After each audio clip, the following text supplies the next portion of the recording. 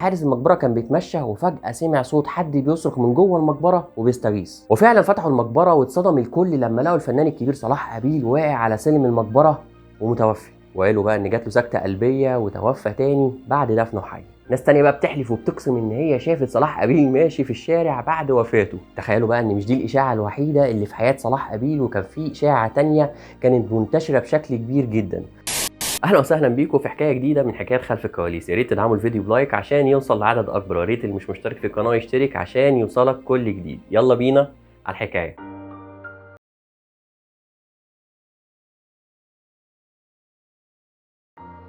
بعد دفنه بايام قليله قوي توفى واحد من قرايبه، فلما راحوا يفتحوا المدفن كانت المفاجاه واتصدم الجميع لما لقوا الفنان الكبير صلاح قابيل قاعد على الارض وقاطع النفس ومش بيتحرك خالص، وقالوا مات من خضه وكمان من قله الاكسجين لما اتحرك عشان يحاول يفتح القبر عشان يخرج. دي كانت الحكايه الاولى. اما الحكايه الثانيه واللي حصلت بعد دفن صلاح قابيل بساعات قليله قوي، وهي بقى حصلت لما حارس المقبره كان بيتمشى وفجاه سمع صوت حد بيصرخ من جوه المقبره وبيستغيث، عشان يجري بسرعه وقرر ان هو يتصل بالشرطه اللي جت فورا عشان تقرر ان هي تفتح المقبره عشان تشوف ايه اللي بيحصل. وفعلا فتحوا المقبره واتصدم الكل لما لقوا الفنان الكبير صلاح قابيل واقع على سلم المقبره ومتوفي، وقالوا بقى ان جات له سكته قلبيه وتوفى تاني بعد دفنه حي. من سنة 1992 لحد وقت قريب جدا كانت دي أكتر إشاعة منتشرة عن الفنان الكبير صلاح قابيل، وناس كتير جدا كانت مصدقة الإشاعة ديت ومن ضمنهم أنا، لأنها كانت منتشرة بشكل قوي جدا. ومن أكتر الحاجات اللي خلت الإشاعات ديت تنتشر بشكل كبير جدا إن الفنان الكبير صلاح قابيل توفى فجأة وبدون أي مقدمات، وكان عنده 60 سنة. تعب يوم الثلاث وتوفى يوم الخميس الصبح، عشان كده طلع عليه إشاعات كتير جدا جدا. عشان كده بقى قالوا إن هو جات له غيبوبة سكر، وكل اللي حواليه افتكروا إن هو مات، عشان كده دفنوه وهو حي، وقالوا بقى إن هم دفنوه من غير ما يتأكدوا إنه فعلا مات، وبعد كده يفوق من غيبوبة جوه القبر عشان يحاول يخرج من غير أي فايدة، ويفضل يصرخ لحد ما تجيله سكتة قلبية ويموت تاني على سلم المقبرة. مش بس كده، ده كمان الموضوع اتطور اكتر واكتر لما واحد قال ان طلعوا صلاح قابيل وسلم على ابنه ومات تاني ودفنوه تاني. وزي ما قلت لكم كلنا كنا مصدقين الكلام دوت لحد وقت قريب جدا، لحد ما طلع عمرو بن صلاح قابيل مع الاعلامي عمرو الليثي عشان ينفي الكلام ده كله خالص. عمرو قال ما حصلش ابدا، وان هو ابتدى يسمع الكلام دوت بعد وفاة والده بسنة كاملة، وقال ان والده صلاح قابيل ما كانش عنده اصلا سكر عشان يجيله غيبوبه سكر، وقال ان الفنان الكبير صلاح قابيل في الفتره الاخيره ابتدى يحس بصداع جامد جدا وارتفاع في ضغط الدم،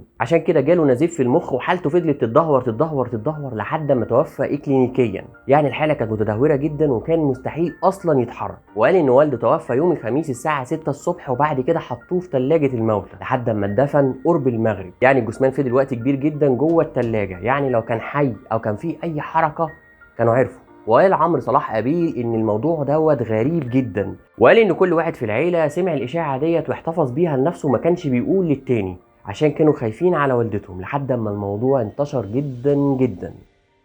الجميل بقى في الموضوع ان الاشاعه ديت طلعت باكتر من شكل واكتر من حكايه. يعني مثلا ناس قالوا ان هم سمعوا اصوات جوه القبر، ناس تانية بقى بتحلف وبتقسم ان هي شافت صلاح قابيل ماشي في الشارع بعد وفاته، وناس بقى بتقول يا ده اتبهدل خالص بعد ما مات. اما القصه الثالثه بقى بيقول لك وهم رايحين يدفنوا واحد تاني من العيله لقوا الفنان الكبير صلاح قابيل واقع على سلم المقبره، وقصص تانية كتير جدا. طب لو رحنا بقى للتراب اللي دفن صلاح قابيل بايده، قال ايه؟ الراجل قال ما حصلش، جثمان الفنان الكبير صلاح قابيل ولا اتحرك يمين ولا شمال زي ما هو من ساعه دفن. الراجل الترابي كمان قال ان هو فتح المقبره سنه 2000 ودفن شخص تاني جنب صلاح قابيل والجثمان زي ما هو، ومفيش اي حاجه من الكلام ده نهائي. فعلا من اكتر الحاجات السخيفه الاشاعات اللي بتطلع على الفنانين والناس المشهوره، مين مات ومين اتجوز ومين عمل ومين سوى. زمان الاشاعات ديت ما كناش عارفين ايه الهدف منها غير الرغي والتشهير، وطبعا كلنا عارفين دلوقتي ايه الهدف منها، هو اللايك والشير. تخيل مثلا حد قال اشاعه سخيفه على ابوك او امك او اختك او اي حد، ساعتها هيبقى ايه موقفك؟ كتير قوي بنسمع اشاعات ان ناس كبيره ومشهوره توفت، زي مثلا ما حصل مع فريد شوقي ودلال عبد العزيز وسمير غانم. اهاليهم لما بيسمعوا الكلام ده بتجيلهم حاله من الخضه والقهر والزعل. تخيلوا بقى لو الشخص دوت عايش وفاهم وسمع الاشاعه دي بنفسه، ساعتها هيحس بايه؟ تخيلوا اشاعه دفن صلاح قابيل ديت عملت ايه في اهله طول السنين اللي فاتت دي كلها. تخيلوا بقى ان مش دي الاشاعه الوحيده اللي في حياه صلاح قابيل، وكان في اشاعه تانية كانت منتشره بشكل كبير جدا، وهي ان الفنان الكبير صلاح قابيل متجوز الفنانه الكبيره وداد حمدي. طلع برضو ابنه عمرو ونفى الكلام ده تماما، وقال ان صلاح قابيل اصلا عمره ما قابل وداد حمدي. جابوا الكلام ده منين؟ بعد ما اتكلمنا عن اشاعه دفن صلاح قابيل حي، هكلمكم عن 3 اعمال اتقال ان صلاح قابيل مثل فيهم وهو متوفي.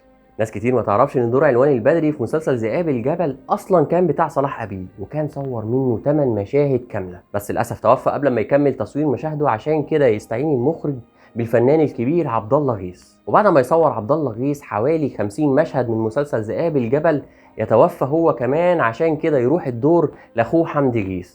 واضح ان دور عنوان البدري كان فيه مشكله، هو كده كده حمدي غيث اصلا ما طولش. العمل الثاني اللي كان بيصوره صلاح قابيل هو دوره في مسلسل ليالي الحلميه، وبرضه توفى صلاح قابيل قبل ما يكمل تصوير مشاهده في المسلسل. ده خلى المخرج اسماعيل عبد الحافظ يغير السيناريو ويموت شخصيه علام السماحي. اما بقى مسلسل عصر فرسان، توفى صلاح قابيل وكان فاضل له 7 مشاهد بس ويخلص دوره في المسلسل. ساعتها صناع المسلسل خدوا قرار جريء وقوي جدا لما قرروا ان هم يستعينوا بابن عمه الملحن محمد قابيل عشان الشبه الكبير جدا اللي بينهم، بس قالوا ان هم يخلوا زوايا التصوير بعيد شويه عشان يبانوا كانه صلاح قابيل. وبعد وفاه الفنان الكبير صلاح قابيل، ما قدرتش السينما المصريه لحد دلوقتي ان هي تعوض فنان بقيمته ولا بكاريزمته. رحمه الله على الفنان الكبير صلاح قابيل. في النهايه عايز اعرف رايكم في الحلقه، مستني رايكم تحت في الكومنتات. يا ريت يا جماعه لو عجبكم الفيديو تدعموه بلايك، زقوه شويه عشان يوصل لعدد اكبر، وريت اللي مش مشترك في القناه اشترك عشان يوصلك كل جديد. اشوفكم ان شاء الله في حكايه جديده من حكايات خلف الكواليس، والسلام عليكم ورحمه الله وبركاته.